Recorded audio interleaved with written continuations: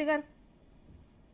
Madam ఇప్పుడు 2-3 విషయాలు. ఒకటేంటంటే Kaleshwaram main barrage Medigadda October 2023లో కుంగిపోయింది. దాని మీద ఎన్డీఎస్ఏ మే 2024లో ఇంటరిమ్ రిపోర్ట్ ఇచ్చింది. తర్వాత వేరు వేరు సంస్థలతో సమగ్ర పరిశీలన చేసి ఏప్రిల్ 25, 2025న ఫైనల్ రిపోర్ట్ ఇచ్చింది. ఇచ్చి వీటిని రిపేర్ చేయకుండా వాడుకుంటే సేఫ్ కాదు, రిపేర్ చేయాల్సిందే. మేడిగడ్డ బ్యారేజ్ ఒక 7th బ్లాక్ చేస్తే సరిపోతుందా? మిగతా వాటి విషయంలో కూడా మీరు కూడా టెస్టులు చేసి వాటిని రిపేర్ చేయండి. చేయకుండా వాడలేము, వాడకూడదు, ప్రమాదకరమని ఎన్డీఎస్ఏ స్పష్టంగా చెప్పింది. అలా చెప్పి 14 నెలలు, ఫైనల్ రిపోర్ట్ వచ్చి కూడా 14 నెలలు అయింది. 14 నెలల నుంచి రేవంత్ ప్రభుత్వం ఎలాంటి చర్యలు తీసుకోలేదు. చర్యలు తీసుకోవాల్సింది రేవంత్ ప్రభుత్వం బాధ్యత. ఎన్డీఎస్ఏ అడిగిన కాడి చెప్పింది, ఇంకేం అడిగినా చెప్తుంది. శ్రీనివాస్ రెడ్డి గారు కూడా దీని విషయంలో చెప్పారు. ఎన్డీఎస్ఏ పిలిస్తే వస్తుంది తప్ప తనతో తాను ఇన్వాల్వ్ అయ్యి ఏం చేయదు అని. అది కాళేశ్వరం ప్రాజెక్టు.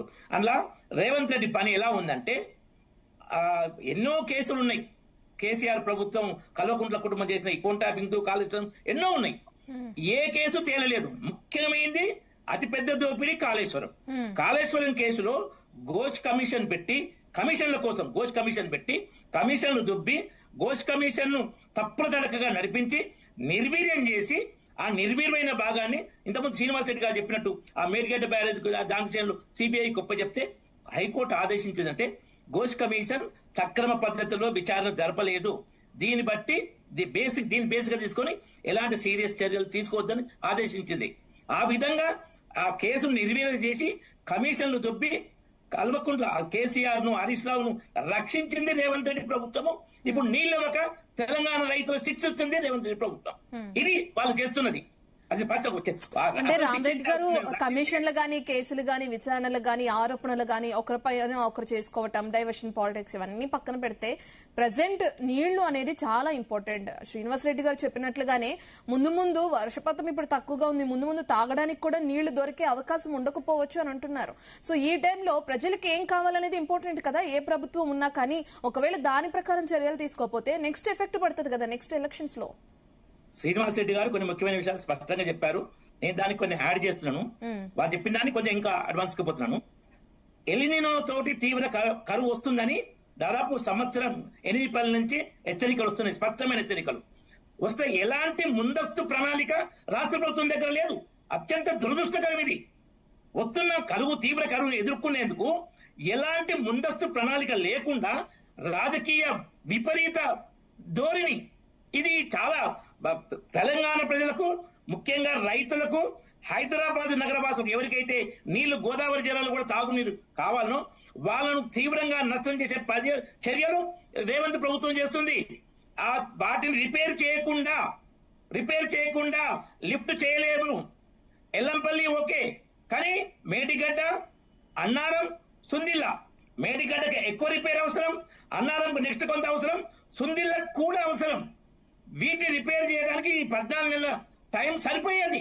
కానీ దాన్ని వినియోగం చేసుకోలేదు రేవంత్ రెడ్డి ప్రభుత్వం. వినియోగం చేసుకోక దూపైనప్పుడే బాయి తోడుకుంటాన పద్ధతిలో ఇప్పుడు రిపేర్ కాలే కాబట్టి నీళ్ళు ఇవ్వలేమంటే అది రేవంత్ రెడ్డి ప్రభుత్వం తప్పు. బీఆర్ఎస్ పార్టీ దోచుకున్నంత దోచుకుంది. నువ్వు వాళ్ళని శిక్షించలే, రక్షించినవు.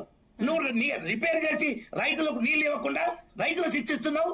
హైదరాబాద్ నగరవాసులకు కూడా నీళ్ల ఇబ్బంది భయాలను కలిగిస్తున్నావు. ఇది రేవంత్ రెడ్డి ప్రభుత్వం ఘోర వైఫల్యం. ఇంకొక విషయం డాక్టర్ శివకుమార్ గారు చెప్పినట్టు నిజమే. మేమిద్దరం వేరు వేరు ఛానల్లో ఈ రేవంత్ రెడ్డి మాటలు, కిషన్ రెడ్డి గారి మాటల మీద మాట్లాడినాం. అందులో అడ్వైజ్ నేను ఇచ్చింది ఏంటంటే, మీరు కిషన్ రెడ్డి గారికి మంత్రితో ఫోన్ చేయించిన ఏం లేదు, ఆ మంత్రిని పంపించిన ఏం లేదు, మీరు ఫోన్ చేసిన ఏం లేదు. సహకారం అయితే చేస్తారు. ఈ మీడియా పరంగా రెచ్చగొట్టేది భయపెట్టినట్టు చాలా పద్ధతి కాదంటే తర్వాత అనుకున్నట్టు మంచి ఇద్దరు కోఆపరేట్ గా కొన్ని పనులు తెలంగాణకు జరుగుతున్నాయి. ఆ దిశలో ఉన్నది. ఇప్పుడు అలా వెళ్ళాలి తప్ప ఈ బెదిరింపులు, ఓట్ల పద్ధతి, రాముని మీద ఒట్టు పెట్టు, నేను దేవుళ్ళ మీద ఒట్టు పెట్టి ఓట్లు సంపాదించిన పద్ధతి కరెక్ట్ కాదు. ఓకే, నరసింహారెడ్డి గారు. ఇందాక ఎవరైతే సోదరుడు శివకుమార్ గారు, అదే విధంగా రామరెడ్డి గారు మాట్లాడుతున్న పరిస్థితి చూస్తుంటే ఎట్లుందంటే, నడవడం కాక రోడ్డు వంకర ఉందని అన్నాడంట వెంకట్. వీళ్ళ పరిస్థితి ఎందుకంటే ఇక్కడ రైతాంగం ఇబ్బంది పడుతున్నది, ఎలినినో ప్రభావం ఉన్నది, వర్షాభావం పరిస్థితి చాలా తక్కువ ఉన్నది, వర్షం పడతలేదు. జూలై నెలలో ఏదైతే దాదాపు 155 మిల్లీమీటర్లు పడాల్సింది 110 మిల్లీమీటర్లు మాత్రమే వచ్చింది. నీళ్లు లేవు, పంటలు ఎండిపోయేటట్టుంది. నీళ్లు ఇవ్వండి అని చెప్పి మేం ప్రజల కోసం మేము కొట్లాడుతుంటే వీళ్ళకి 30 నెలల నుంచి అదే మాట్లాడతారు. అబ్బా వీళ్ళు అదే కాళేశ్వరం అంటారు, అదే కూలేశ్వరం అంటారు. ఇక అది తప్ప వేరేది లేదా అండి? అంటే ఆ డైవర్షన్ చేయడం తప్ప ఇంకోటి లేదా? ఇలా వీళ్ళకు 3 సీజన్లు అండి. జనవరి నుంచి జూన్ వరకు వీళ్ళు ఆ ప్రాజెక్టుని ఏదన్నా రిపేర్ చేయొచ్చు అక్కడ, ఒకవేళ అవకాశం రిపేర్ చేయాల్సి వస్తే. ఎందుకంటే సీజన్ అనేది వాటర్ ఫ్లో అనేది అప్పుడు తక్కువ ఉంటది కాబట్టి. ఇప్పటికి వీళ్ళు వచ్చి 3 సంవత్సరాలు అయిపోయింది. అంటే దాదాపు 3 సంవత్సరాల కాలం అయిపోయింది. ఈసారి కూడా కథం అయిపోయింది. వీళ్ళు ఎప్పుడు రిపేర్ చేస్తారండి? వీళ్ళ అధ్యయనానికి 30-32 నెలలు పడతారు. వీళ్ళు ఆడ కూలిపోయింది చూడనీకే, ఆడ ఏం చేయాలని తెలుసుకోనికే 30 నెలల సమయం పడుతుందా? వీళ్ళు ఎందుకు కాలయాపన చేస్తున్నారు? ఇప్పుడు ఆ కాళేశ్వరం ప్రాజెక్టు ఏదైతే ఎన్డీఎస్ఏ రిపోర్ట్ ఇచ్చిందని చెప్తున్నారు కదా, ఎన్డీఎస్ఏ రిపోర్ట్ ఎవరు ఇచ్చిరండి? ఆయన చంద్రశేఖర్ అయ్యర్ ఎవరండి? పోలవరం ప్రాజెక్టుకు ఆయన పనిచేసినటువంటి వ్యక్తి. ఎన్నిసార్లు కొట్టుకపోయింది పోలవరం ప్రాజెక్టు? దాని మీద ఎన్డీఎస్ఏ రిపోర్ట్ ఏమి ఇస్తుందండి? అట్లా కాదు రామరెడ్డి అన్న, మీరు ఒకసారి చెప్పండి. ఇప్పుడు పోలవరం ప్రాజెక్టు కొట్టుకపోయిన ఆయన తీసుకొచ్చి డయాఫ్రామ్ వాల్ డ్యామేజ్ అయింది, మీకు అదే చెప్తున్నాను. ఆయన కన్స్ట్రక్షన్ ఇన్ఛార్జ్ కాదు, ఢిల్లీ నుంచి. నేను కాకి పిల్ల కాకి ముద్దు అన్నట్టు రేవంత్ రెడ్డి పల్లెలకు మీకే ముద్దు. నేనేం చెప్తున్నానంటే ఆయన తీసుకొచ్చి ఇదేదో చేపిస్తారు.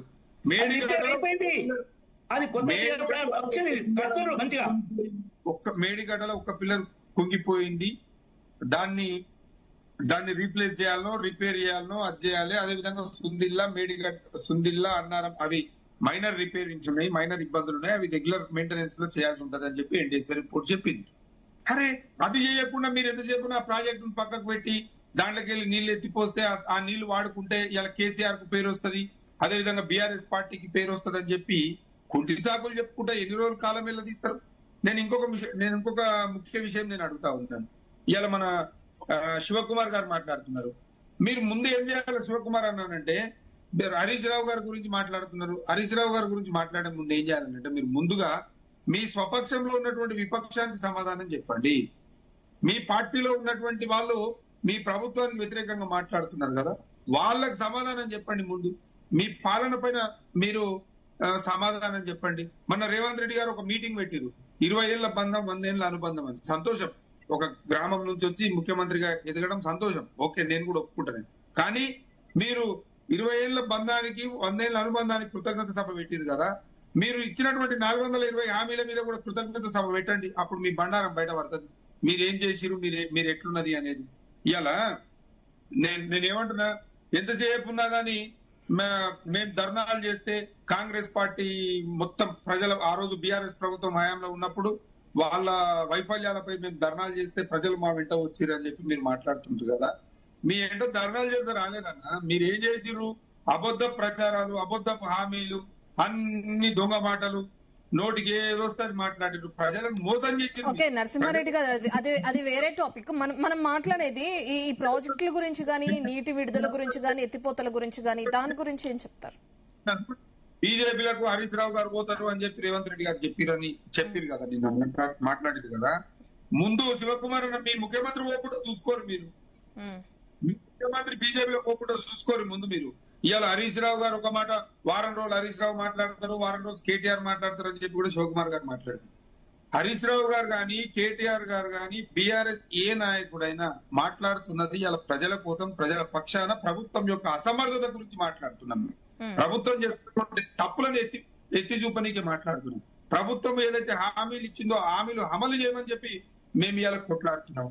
ఇవాళ ఇంకో విషయం మాట్లాడతారు, కాళేశ్వరం అనేది కూలేశ్వరం అయిపోయింది, కాళేశ్వరం అన్న. కాళేశ్వరం ప్రాజెక్టు గురించి అంటే నేను ఏమంటున్నానంటే, మీకు కూడా పూర్తి అవగాహన ఉంది, నేను లేదని అనట్లేదు. మీరు ఒక్కసారి క్షుణ్ణంగా ఫ్రమ్ ద బిగినింగ్ నుంచి ఎండ్ వరకు చదవండి. ఈరోజు తెలంగాణలో 80% జిల్లాలకు నీళ్లు ఇచ్చేటువంటి ప్రాజెక్టు కాళేశ్వరం ప్రాజెక్టు.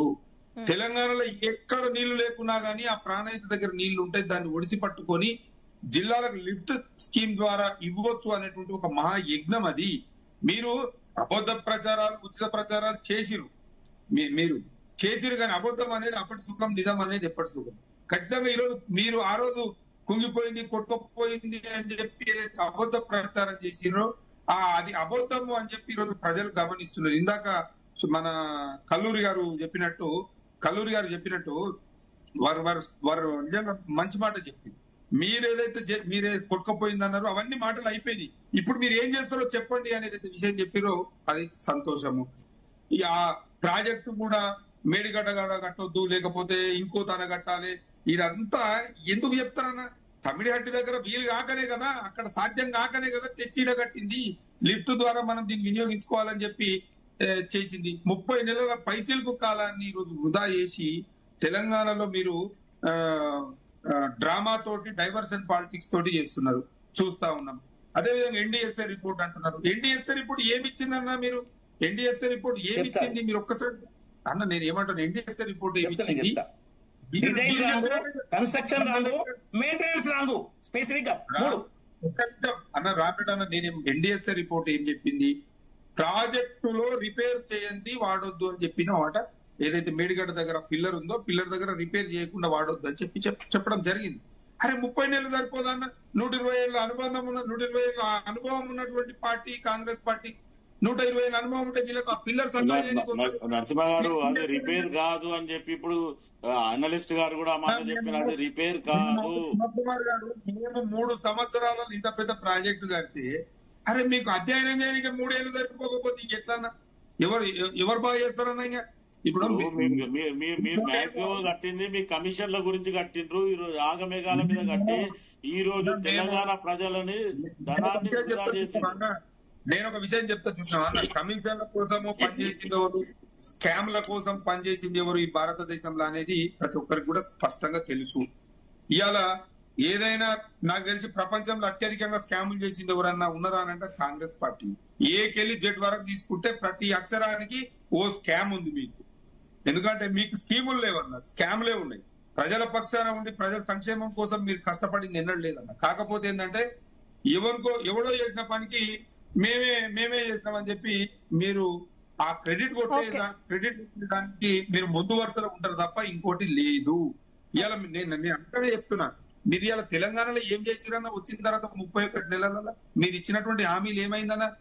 నిన్న మీటింగ్ పెట్టి చెప్పిరన్నా 1,51,50,000 ఎకరాలకు మేము రైతు భరోసా ఇస్తున్నాము, మేము ఇచ్చినాము అని చెప్పి చెప్తున్నారన్న. ఎన్నిసార్లు ఇచ్చిరన్న? 6 సార్లు ఇవ్వాలి. మొన్నటి ఇన్స్టాల్మెంట్ తోటి 6 సార్లు రైతు భరోసా ఇవ్వాలి, 15,000 రూపాయలు ఇవ్వాలి. ఎన్నిసార్లు ఇచ్చిరన్న? మీరు ఇచ్చినటువంటి ఏదైతే 6 సార్లు మేము ఇచ్చినామని చెప్తున్నారు కదా, మొత్తం 6 సార్లు ఇచ్చింది 3 సార్లు. ఆ 3 కూడా ఒకసారి మేము తయారు చేసి పెట్టిన పైసలే కదా మీరు ఇచ్చింది ఏముందన్న? మీరు ఎంతసేపు ఉన్నా గానీ మీ చేత కాక, అడ్మినిస్ట్రేషన్ మీ వల్ల కాక, ఇవాళ ఏ మంత్రి ఏం పని చేస్తుండో తెలుస్తలేడు, ఏ శాఖ మంత్రి ఏం స్టేట్మెంట్ ఇస్తాడో తెలుస్తలేదు, అధికారులకు ఏం పని చెప్తున్నారో మీకే అర్థమైతలేదు. ఏమన్నా అర్థమవుతున్నదన్న? ఏమన్నా అంటే ఉచిత బస్సు ఇచ్చినామని చెప్తారు, లేకపోతే సన్న బియ్యం ఇచ్చినామని చెప్తారు. ఇది కాదన్న తెలంగాణకు కావాల్సినటువంటిది, మనకు భవిష్యత్తు తరాలకు కావాల్సినటువంటి ఒక ఉత్పాదకం, అంటే ఒక ఉత్పత్తి చేసేటువంటి అంశాలు కావాలి. అంటే లైక్ ఇప్పుడు కాళేశ్వరం ప్రాజెక్టు కట్టినాము, మిషన్ భగీరథ ప్రాజెక్టు కట్టినాము, భవిష్యత్తు తరాలకు ఉపయోగపడేటువంటి ప్రాజెక్టులు, మౌలిక వసతులు కావాలి. అవి మీరేం చేసారు? మెట్రో స్టేషన్, మెట్రో ఉంది, మెట్రో 1 మేము పూర్తి చేసినాము, మెట్రో 2 తెస్తామన్నారు. ఉన్న మెట్రో 1 మొత్తం కథం చేసే కాడికి తీసుకొచ్చారు. ఇవాళ మూసీ ప్రక్షాళన చేస్తామంటారు, మూసీని మేమేదో పునరుజ్జీవం చేస్తామని చెప్తారు. ఎట్లా చేస్తారన్న? కాళేశ్వరం కూలిపోతే మూసీకి నీళ్ళు ఎట్లా వస్తాయన్న? ఓకే, ఫైనల్ కన్క్లూజన్ ఇవ్వండి నరసింహారెడ్డి గారు. ఏమంటున్నా మేడం అంటే వీళ్ళు ఉచిత ప్రసంగాలు బంద్ చేయాలి.